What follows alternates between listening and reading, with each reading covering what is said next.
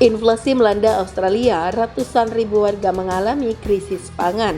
Menurut laporan lembaga amal Food Bank, sekitar 500 rumah warga di Australia saat ini tengah dilanda krisis pangan.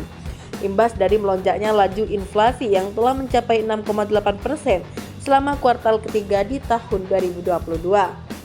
Melesatnya harga pangan dan energi pasar global perlahan menyeret naik sejumlah harga kebutuhan pokok di Australia, hingga membuat inflasi tahunan di negara kanguru itu meroket ke rekor tertinggi, mengungguli inflasi di masa pandemi.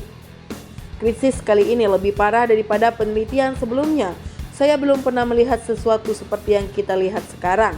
Ini akan mengejutkan banyak orang bahwa kita melihat tingkat kerawanan pangan yang lebih buruk daripada puncak pandemi, jelas Kepala Eksekutif Food Bank Brennan Sarkasy.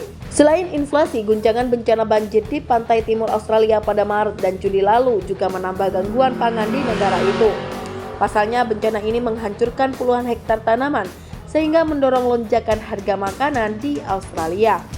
Menurut keterangan Biro Statistik Australia, harga buah dan sayuran pada Agustus kemarin naik 18,6% dibandingkan tahun lalu.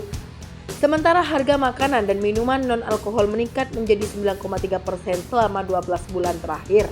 Sayangnya, lonjakan harga pangan yang terjadi di Australia tak disertai dengan adanya kenaikan tunjangan ataupun gaji.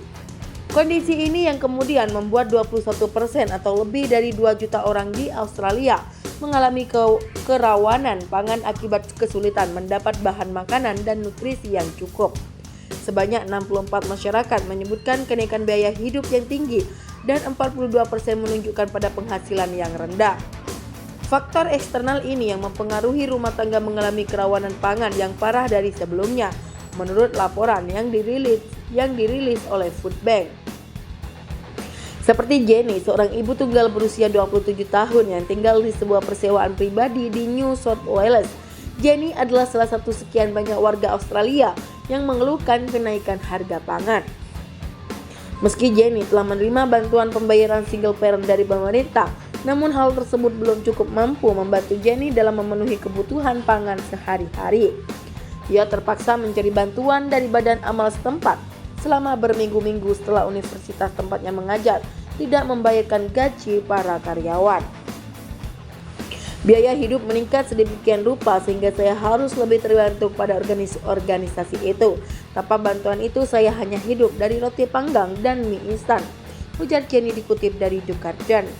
Khawatir kondisi ini makin memperparah krisis pangan di Australia, Food Bank lantas menyerukan anjuran pada pemerintah setempat untuk segera meningkatkan pembayaran pendapatan serta mendukung bantuan tambahan untuk semua sektor masyarakat selama beberapa bulan ke depan.